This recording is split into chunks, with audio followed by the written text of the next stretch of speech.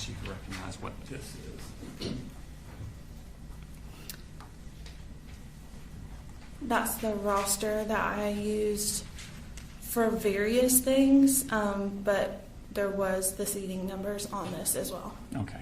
So are you using that to check when they come in and also telling them where to sit? Yes. Okay. I'm going to show you. Does that accurately reflect the seating chart you had that day? Yes. Your Honor, this time I tender state exhibit number 67 in evidence. No objection. 67 is admitted. Okay. I'm going to show you marked state exhibit number 37. Published 67. So the numbers on the left are the seating numbers, or the ones on the right? The numbers on the right. Okay. That would be correspond to a seat in your. Yes. Okay. Show you marked state exhibit number 37. Ask you to recognize what that is. This is a roster of my classroom. Okay. And were those the kids that were present in your classroom that day?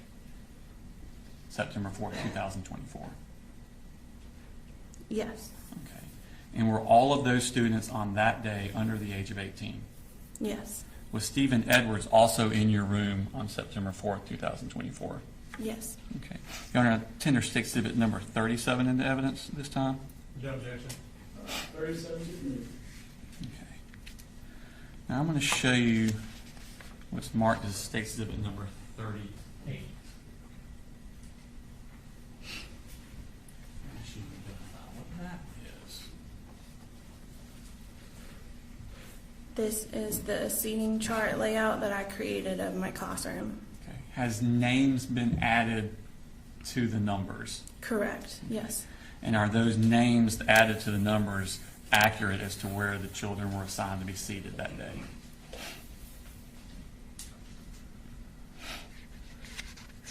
Yes. Okay. Your Honor, I tender state exhibit number 38 into evidence. No objection. So as we're looking at 38 on the screen, if you could identify first where the front door is. Like the point. Yeah, that you can use the pointer Is that- behind you. Oh, okay. We used to have it where you could touch the screen, but that seems more difficult. So the pointer would probably be better. This is the door Okay. And where would you generally be teaching from? up here. Okay. And where would Mr. Edwards be? He wandered around the room, but this was his desk here. Okay. Is the other desk your desk? Yeah, like this is my desk, or that was my desk. This was his desk. Okay. And he just wandered to whichever child needed his help at the time? Yes. Okay. Just kind of observed. Did you, when the kids came into the classroom after you've assigned them their seat, do you do anything else with them as they're coming in? We do a warm-up, and so that is on the board for them to get their materials out to get started on the warm-up while everyone's coming in. Okay. And at some point, did y'all start class? Yeah. Okay. And what class again do you teach? Algebra 1. Algebra 1. Okay. How about was the class going that day? What's the structure of the class? So we begin with a warm-up, and then we kind of structure into the beginning part of our lesson. And I set timers on the board for students to be able to know like how much time they have for each specific part of our lesson. And then we would do about a 30-minute lesson and then go into like an independent practice time. What's independent practice time? Where they work on problems on their own. But this particular day, it was structured slightly different. So they had like 10-minute intervals where we were working through kind of difficult problems. The beginning of a unit is always typically the hardest because it's the first time they're seeing the material. And so the goal was to work through like chunking pieces of the material. And when they're doing this individually? No, they're able, so the reason why the groups are together is they're able to work with the people around them. Okay. What are you doing while they're working on these things? Typically, when they're independently working, I'm circling the room just to kind of see where they're at, maintain behaviors, making sure they're staying on task, and helping any students that need help. And is Mr. Edwards doing basically the same thing? Yes. Okay. Tell me about restroom breaks. Okay. How does that work? So you can see next to the door, there's a thing that says sign out. Okay. In the bottom left corner? Yes. That is where there was a chart where the students sign in and out to go to the restroom. But after the warm-up, students are able to ask to go. And typically Mr. Edwards would be the one, addressing who was going to the restroom. And they knew what order they were in. So once that person came back. I was about to say, is it only one at a time out of the class? Correct. And so they have to sign their name, where they were going, and the time that they left. And there was a pass that they would take when they left the room. Okay. Is there any sort of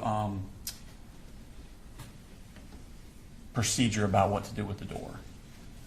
When they left the room, typically the goal is to have them shut the door. So at Appalachia, we have a shut door policy. So, and a lock door. So when we open our doors in the morning, we're careful not to twist it to where it's able to be opened from the outside. Okay. So when they came back, how would they get back in? Someone would have to let them back into the room. Okay. Now, at some point during that morning class at September 4th, did something happen that was out of the ordinary? Yes. Tell me what you first noticed. At 10:30ish. Sure. Okay. So I had just started, one of the timers had gone off. I don't quite remember where we were in the lesson. But I remember hearing a loud hit or something, and looking over. And Looking over where? toward the door. Is that where the sound came from? Yes. Okay. What did you see? I don't recall exactly what I saw, but I knew that I saw something that made me jump to the floor. So it was something disturbing. What? Was it something disturbing that you saw? Yes. Was it a person that you saw? Yes. Okay. What about this person was disturbing to you? He was holding a weapon. Okay. Do you remember what this person looked like? I don't. I'm sure you're not a gun aficionado. Maybe you are, but can you describe the weapon you're referring to? It just was a long gun. The only thing I remember about the person is that he had unnatural bleached hair. Okay. But that's all I could see. Had you ever seen this person before? No. Okay. When you hit the floor, first off, on the thing about where were you on that chart? I was at the board in between this first L. So kind of in the middle of that L? I was speaking to Tyler at seat 21. Okay.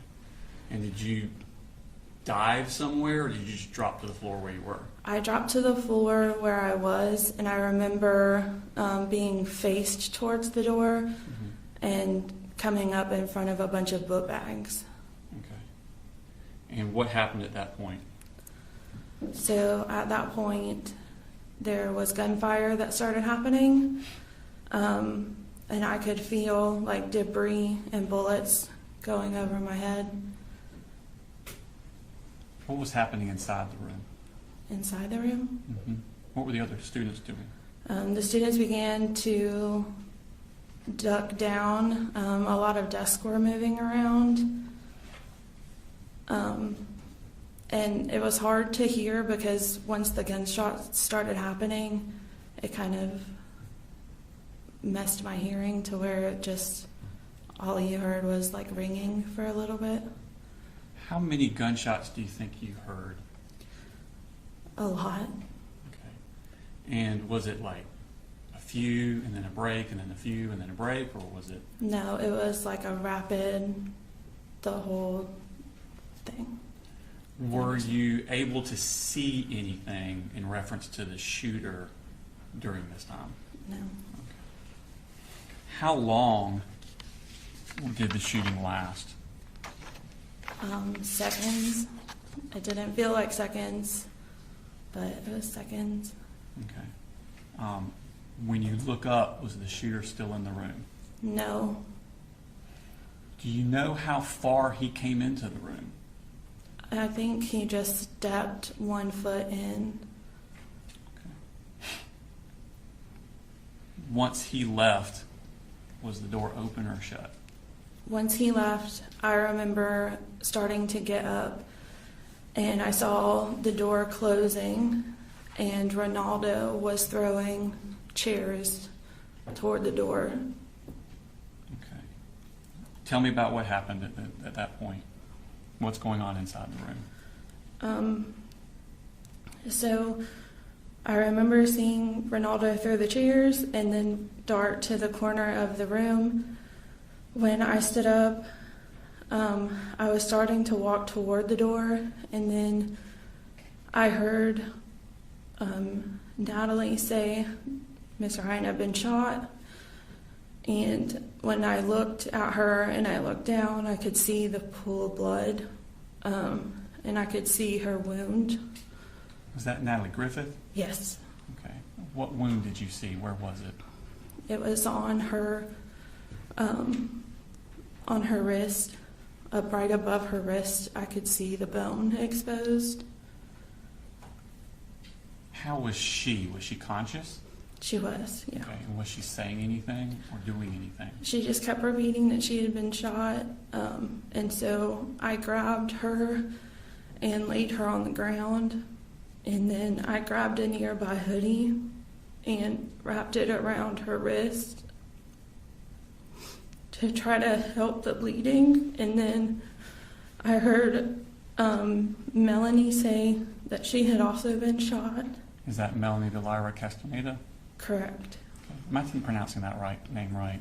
Is it Delira? I think it's Castaneda. Okay. And did you see her wounds? I could see that she had been shot through the shoulder, and I saw the blood there, but I couldn't see the actual flesh of the wound. Okay. And how was she? She was very quiet. I think she was scared, but I've known Melanie for a little while before, and so she does have a very calm demeanor, and so she was very calm and quiet, and just grasping her shoulder. Did she appear to be in pain? Yeah. Okay. Did you notice any wounds to Nautical Walton? I did. So once I had laid Natalie down and I put Melanie next to Natalie, there was a group of girls that were already in the corner, and one of them, Hayden, had asked if we should move the smartboard in front of the door, and at that point I was trying to assess what was happening, and so I then saw Nautica on the ground, and she was quite frantic and grasping at the back of her leg. I couldn't see her wound or any blood, but she was in severe pain. And did you see Taylor Jones? I did not see Taylor Jones. Okay. Were you aware of any injuries to Jackson Beaver or Ronaldo Vega? I was aware that Ronaldo, after the police had come in, he had said something that he was also injured. And then when we had gotten out of the room and up to the top of the hill, Jackson had said that he asked me to look at the back of his leg, and he did have something lodged into the back of his leg. Okay.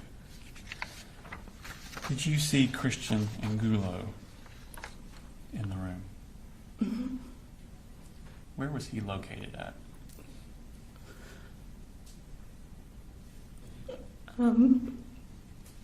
He was in front of the door.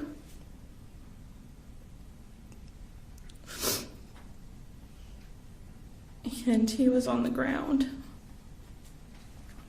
What could you tell if he was alive or not? He was alive. and Coach Edwards said that we needed to make a barricade around him after everything, all the shots had fired. And so they stacked desk around because he didn't want to move him. And while I was helping Natalie and Melanie and Nautica in the corner, there was a moment where me and Coach Edwards had looked at each other and said that they needed to come because it wasn't good. And when they came finally, they had pronounced him dead while we were here. It shows Mark Stacy at number 39. I should recognize that. Yes, that's Christian. Is that an accurate representation of Christian Angulo?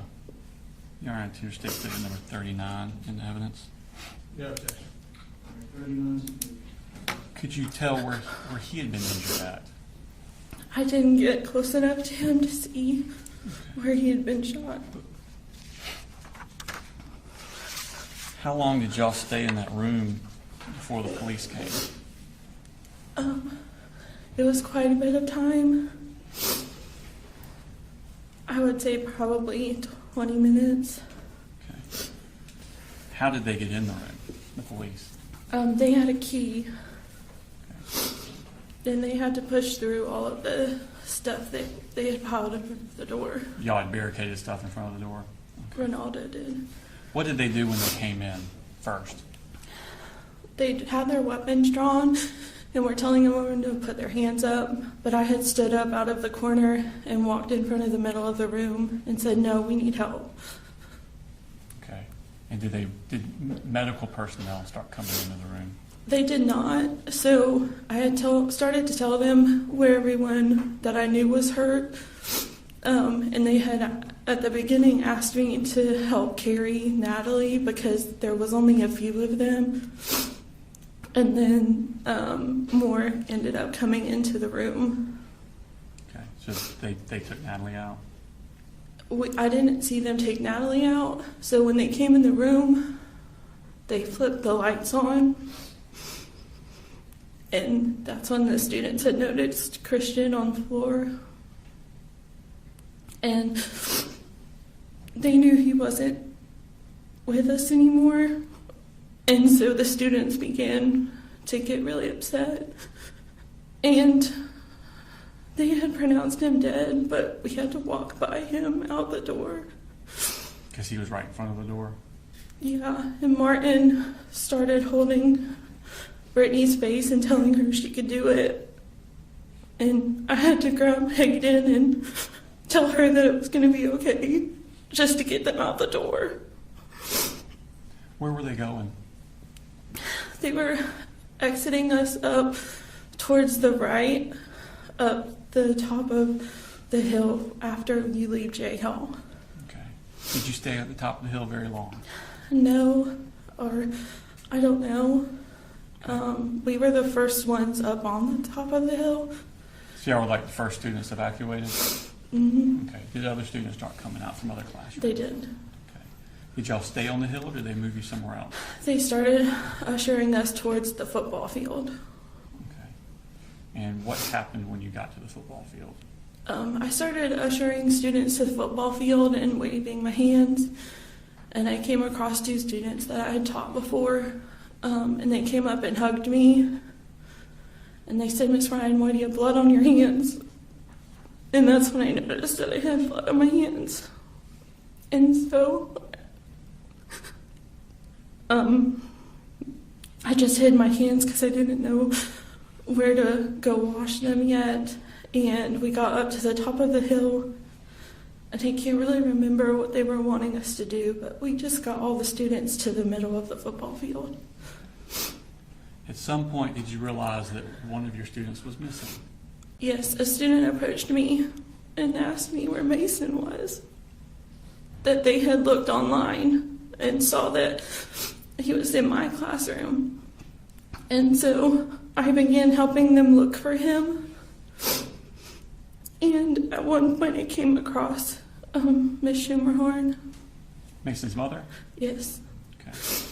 And we began looking for Mason, and Miss Lee, which was his advisor, came and helped start looking for him. And we were thinking that maybe he heard what happened and had ran. Why did you think that?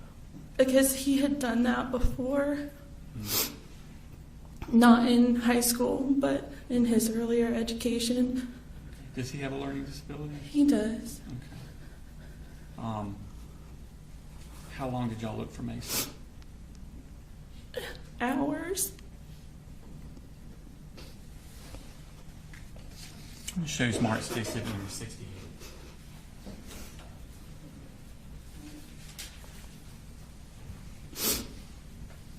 As you realize this.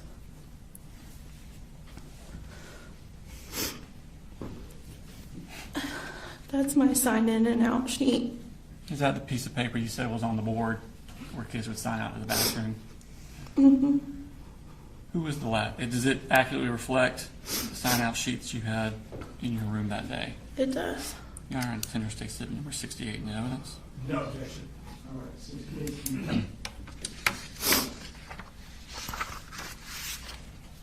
And who signed out last? Mason. Thank you.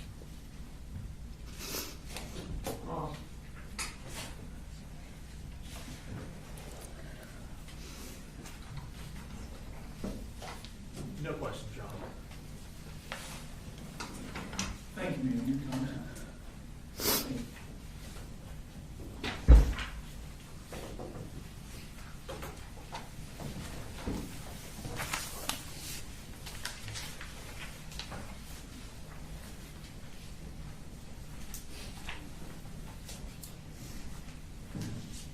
Folks, do you know why the other monkeys there?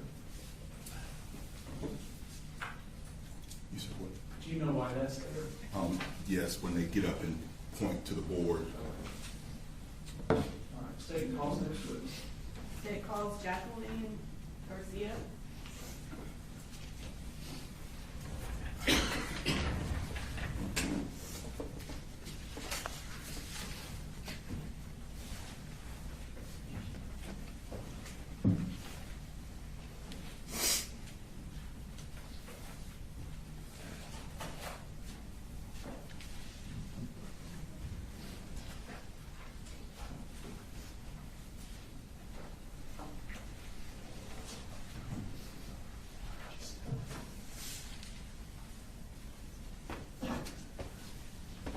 Please raise your right hand. Do you swear to tell the truth, the whole truth, and nothing but the truth to help you God? I do. Can you, if you'll speak into the microphone and introduce yourself to the jury? I'm Jacqueline Garcia. And what do you do? I am a police officer for Auburn Police Department. How many children do you have? I have 4. And can you tell us their names and ages? Madeline, she's 18. Melanie, she's 16. Jaylene is 15, and Anthony is 8. And for the 2024 school year, where were they all in school? Madeline, Melanie, and Jaylene were at Appalachia High School, and Anthony was at Yargo Elementary. Okay. And as far as your 3 that were at Appalachia High School, what grades were they in? Maddie was in 12th grade, and Melanie and Jaylene were in 9th grade. And is Fort Yargo Elementary also close to Appalachia? Yargo Elementary is right next door. Back in September of 2024, were you in law enforcement then? I was just starting. Okay. Prior to going into law enforcement, what were you doing? I was a teacher at Cadence Academy across the street from Appalachia High School. Okay. And I'm going to pull up State's Exhibit 3.2, which is an overview of the school. Okay. I'm sorry, 3.3. Can you tell the jury on there where Cadence Academy is in comparison to where the high school is? So it is And right there across. should be a pointer over there. Oh, okay.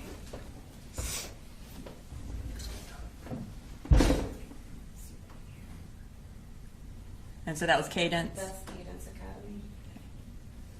All right, and is, if you will then, that circle, is that where the entrance to Appalachia is? This is the entrance, and this is the side entrance to the parking lot. Okay. Thank you. So on September 4th of 2024, were you working at Cadence Academy? I was. And I think since you started law enforcement shortly after that, was this one of your last weeks there? Yes, I had just put in my 2 weeks notice. Were all of your children at school on September 4th? Yes, they were. For Melanie, who was her second period teacher? Coach Ryan, And who was Jaylene's second period teacher? Miss Greer. We heard a 911 call earlier from a Jaylene. Was that your daughter who called 911? Yes.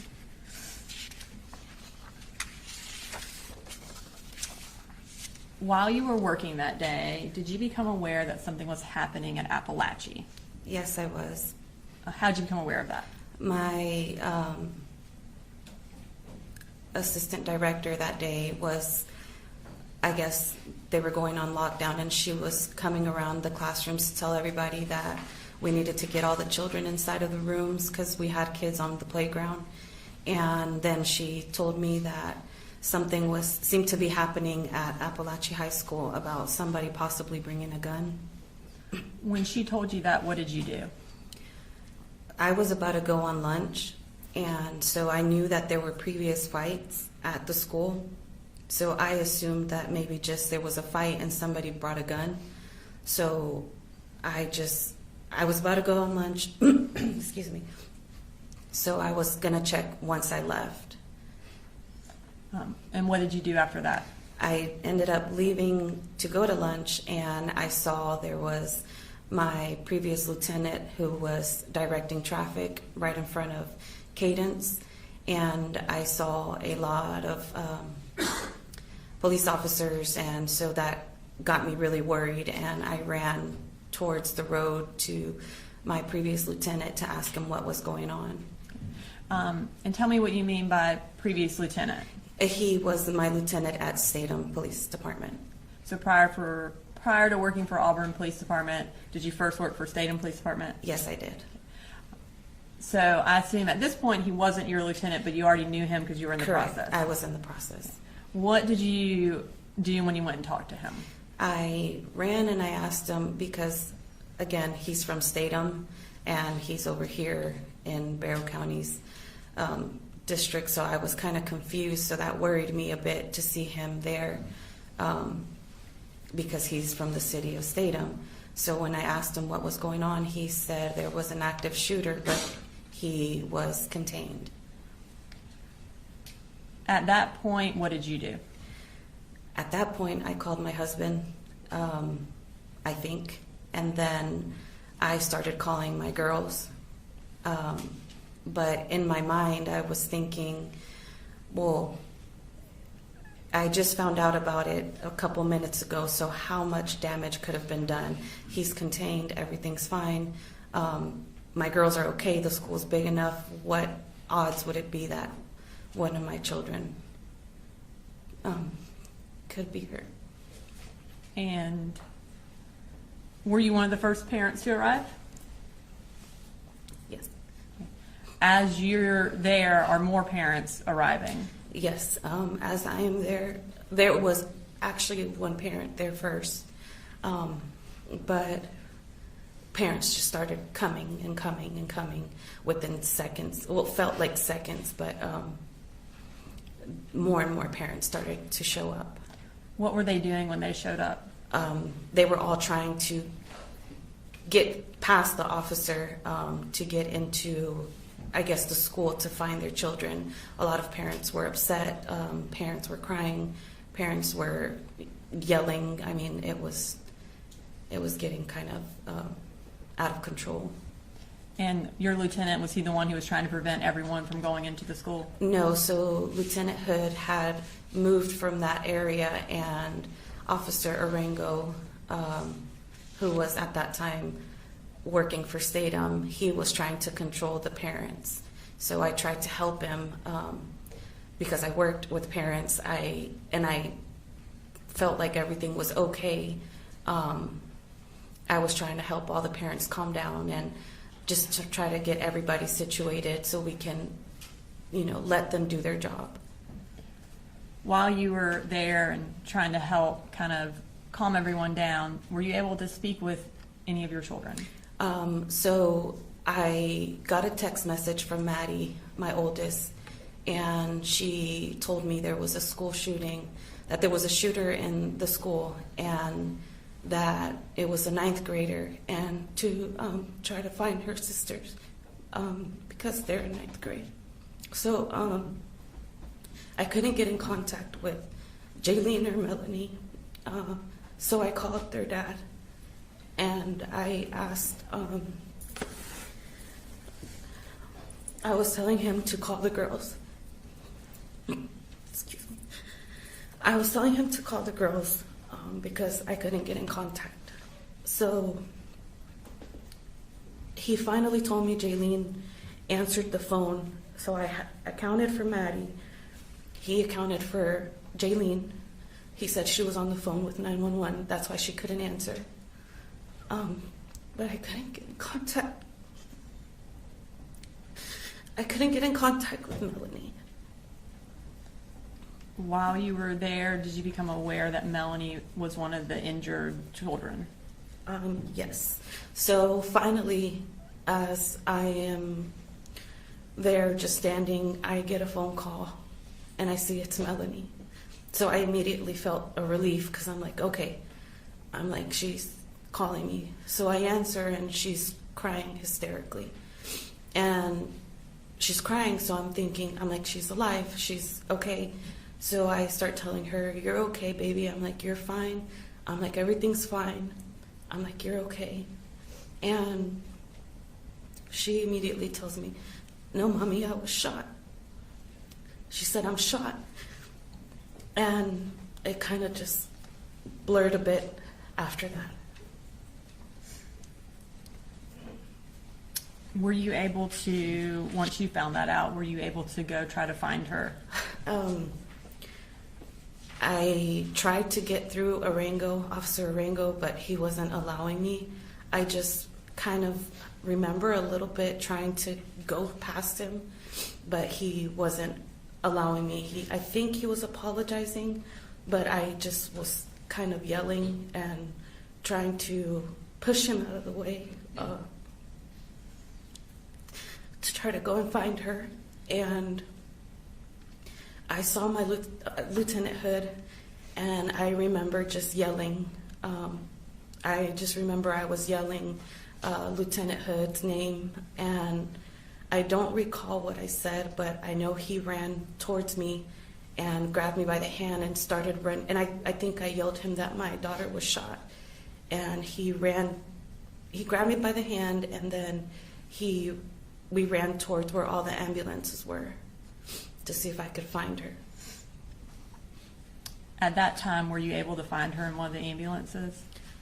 No, I wasn't able to. A lot of law enforcement were, just telling me to just hold on. They were going to find her. I think somebody from the Board of Education, I don't remember. They were taking her name, and they said they were going to go out and look for her, like they were going to try to find her. So I just stood there waiting until she called me. When she called you, was she able to tell you where she was headed? Yes, so she called me and she told me she was already in the ambulance and that they were going to go to Northside Gwinnett. After that, did you go and locate your other children? After that, I was trying to make phone calls to let everybody know what was going on. So I was running through the parking lot back and forth because I was trying to get my son. I was trying to get to my son and make sure he was okay. So I was running in the parking lot, just back and forth. I didn't know where to go, so I called his school and they said they would keep him. So then my brother was going to go get my girls, but I remembered that he wasn't going to be able to get them. So from the front of the school, I ran all the way to the back to the field to go look for Maddie and Jaylene, And by field, you mean the football field? the football fields. Tell me what it was like on the football field, who all was there, and what was happening.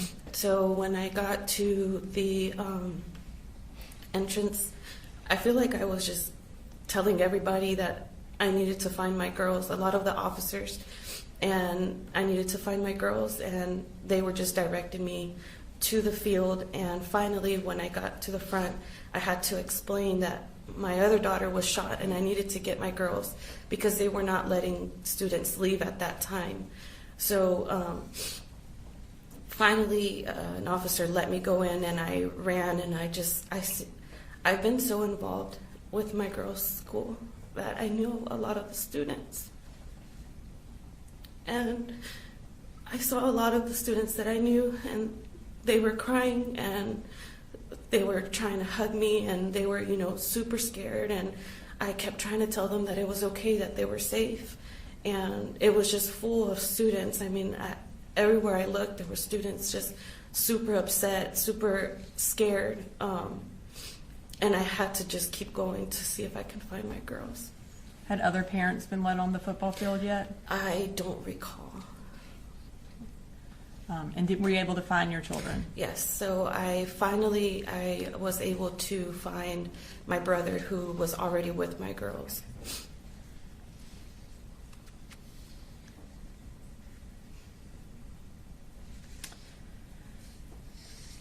So you mentioned that there was Officer Arango who was present at basically the entrance to the school where you originally went. Yes.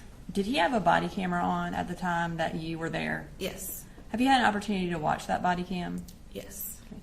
And is it a fair and accurate recording of what happened when you ran across the street from Cadence up until the point that you left to go find Melanie? Yes.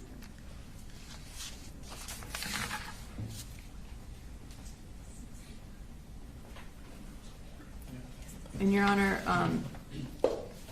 State's Exhibit 69 is the clip of the body camera from Officer Arango that Ms. Garcia has viewed and has identified its authenticity. So at this time, we would ask that it be introduced into evidence. No objection. All right, 69. Your Honor, at this time, we are going to publish that. I believe it is about a 10-minute clip. Is this all the portion where she's with Officer Arango? This is the portion where she is present, and you can't see her the entire time, but she is there walking around and present for it, and then we end the clip when she leaves. All right.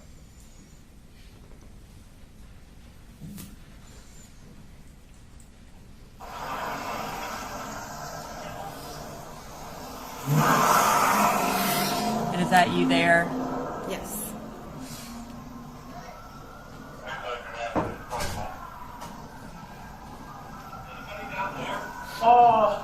No, go over there.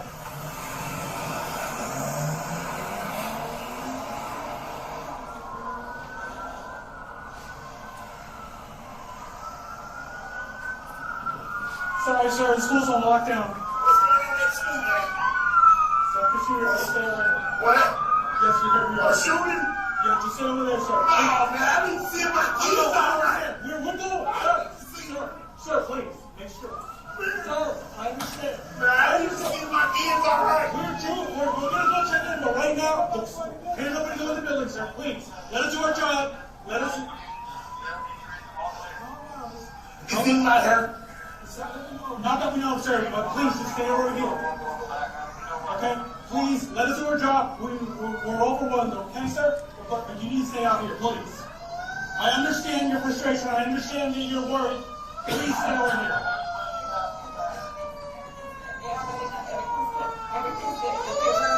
Just please, go out of the way, please.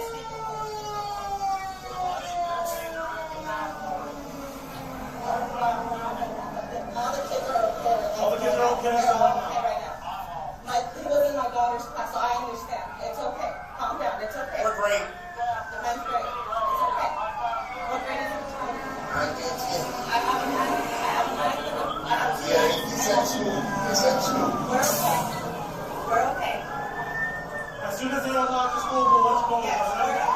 Please just stay okay. away. We got nothing to do with that. We're okay. Let us do our job, please, sir. They took care of it super quick. We're good. My daughter's texting me right now. She's inside of the class, and it was in her class, so everything's okay. I got 3 in there. Trust me. I understand. I got 3 in there. We got to stay together. It's okay. You got it. If you guys want to stay over there, please. Let's just. I understand your frustration, sir, but I need to know. We're good.